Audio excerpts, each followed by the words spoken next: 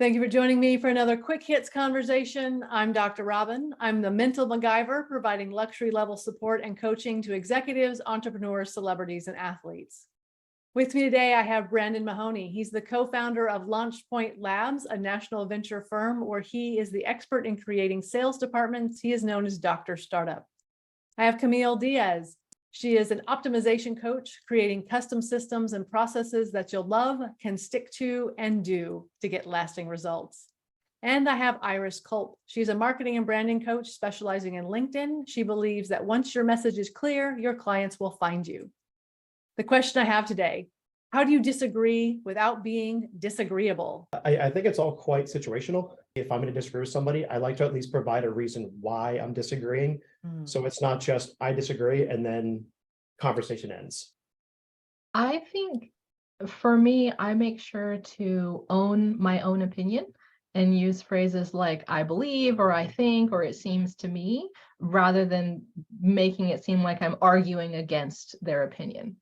I often will ask even a question such as, would you be interested in another viewpoint? Because I have a different take on that. I think of my grandmother often in my communication journey. She had this phrase, only person I've ever heard it from: a person convinced against their will is of the same opinion still.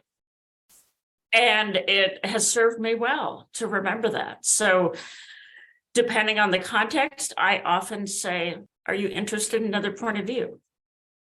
I like that. I feel like being disagreeable has a certain tone to it, a certain I'm right and you're wrong, and I'm going to be all up in your space.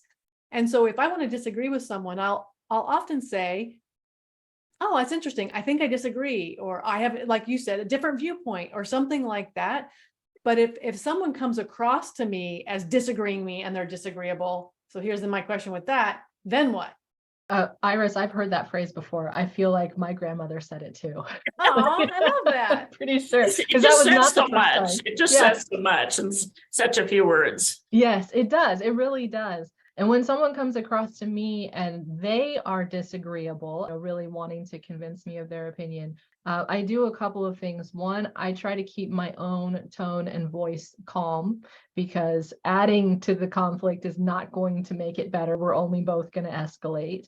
And then I do try to listen to and consider their perspective and see if we have common ground somewhere. I might disagree on part of it. I might not disagree on the whole thing. So I look for a place where we have common ground. Ditto. I sometimes will say, even, wow, you have a strong perspective on that. Help me understand why. Or I try to avoid the use of the word why, but something like help me understand that, because this is something clearly resonates, rings a bell. You have strong feeling, whatever. Help me understand, blah, blah, blah, blah, blah. And then I understand why they're being so disagreeable about it. And not that I can't be disagreeable too. Brandon? I love conversations like that because I feel like you truly get to know somebody better when you're in those conversations. So I live in an area where there's a lot of very strong opinions, and it is about first finding that common ground. And then when you get to the point where you're disagreeing with one another, when I can understand them and their viewpoint and how they came to the conclusions they came to, I feel like I get to know them and who they are as a person much better than if they were just say, oh, this is how it is, and that's it. And that's the end of it. That makes me think of something. When you said strong opinions, is somebody being disagreeable when they're trying to convince you that you're wrong, as opposed to just trying to share their opinion? I usually feel that way, but they may not be, but it sometimes comes across like that. Well, and I think at the heart of kind of what's being talked about here is the word conflict. And there is productive conflict and there's unproductive conflict. And I think there's a huge value in understanding that a team or even two people can't really get to productive conflict until there is disagreement. And it's not being disagreeable, although, gosh, we're all human, it happens. But I think the point is that I'm attempting to make is we actually deepen our relationships when we know how to have productive conflict. I teach productive conflict, so yeah, totally get Yes, that. I do too. Yeah. Yeah. Do you think that you can have a strong opinion and feel very strongly that you're right and not be disagreeable? Yes. Yes. Yes. Okay, had to think about that for a minute. How does that work? So in just by the very nature of what I do for a living, I'm a big fan of testing things out. So if someone comes to me and they have a theory about how something should work, while I believe wholeheartedly that I am correct, I am always welcome to somebody testing out their theory and either proving my correctness or maybe altering my opinion in some way. And I sometimes will say, point well made, or something like that, acknowledging that, oh, that is new to me, point well made. And maybe I don't agree with the point, but I want to acknowledge it's a didactic kind of interactive experience. So my respect for that person comes across. Yeah, I think I do the same thing and saying, yep, I understand where you're coming from, or I see your point, or something along those lines. And a lot like Brandon, if people want to try it a different way, I'm all about, let's figure out what works for you. Maybe my way isn't the best way for you, and that's why you're disagreeing with me. So sure, let's test it. Let's see what happens. And if it works, great. We learned a new way to do something. I learned something out of that. And it doesn't work. Okay, we try again.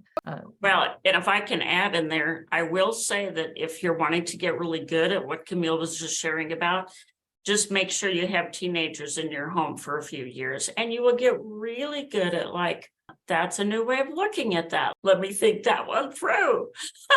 Yeah. The drawback, though, is you have to have the luxury of time.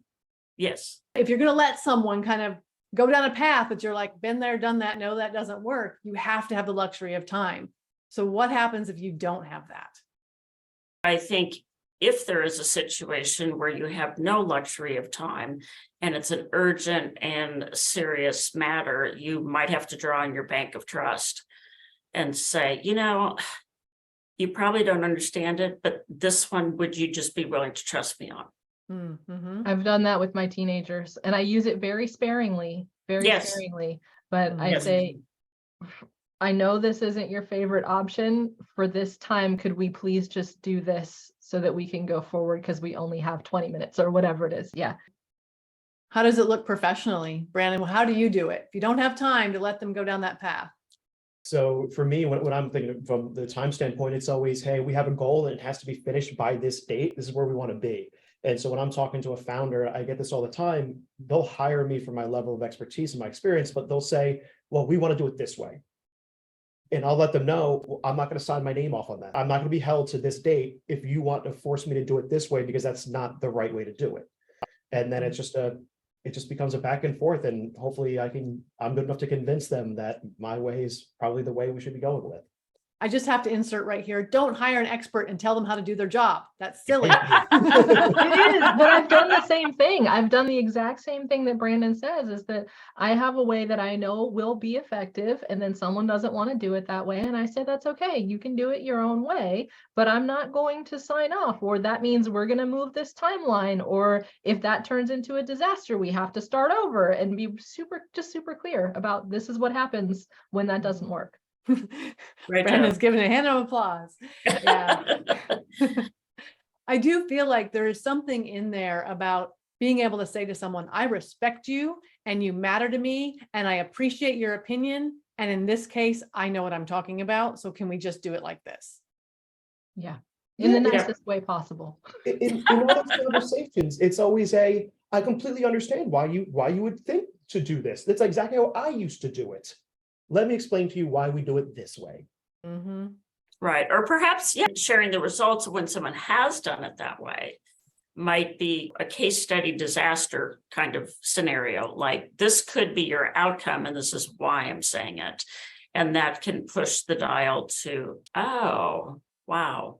Yeah. A little bit of okay, this is the outcome I'm trying to save you from, or prevent you from spending time on. And then they go, oh, Oh, yeah, okay. Yeah, yeah. So it sounds like what we're saying about being able to disagree without being disagreeable is all about the respect and being able to have that conversation and being willing to share what's going on in your mind. So I appreciate the three of you having this one with me, and I look forward to speaking to each of you again very soon.